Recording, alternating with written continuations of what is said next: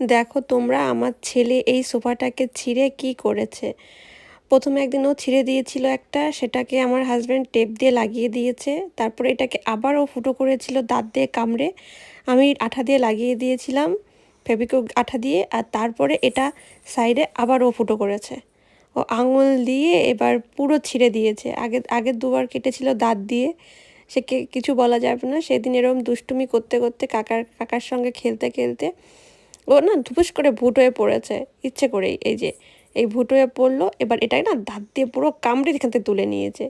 এই দুষ্টুমি করতে করতে পরে দেখি কি ফেটে গেছে এইটা। ওকে পরে তুললাম, পরে দেখি তুলে কাজ হবে না, ও অলরেডি ফুটো করে দিয়েছে এখানে দাঁত দিয়ে। এই যে ও চাটবে কামড়াবে ওটাকে ছেঁড়ার জন্য, আসলে এত এত সফট এখানে, ও দাঁত দিয়ে টেনে ছিঁড়ে নিয়ে আসে। আর কি করবো, এটাকে আর কিছুদিন পরে ফেলে দিতে হবে ও বড় হতে হতেই।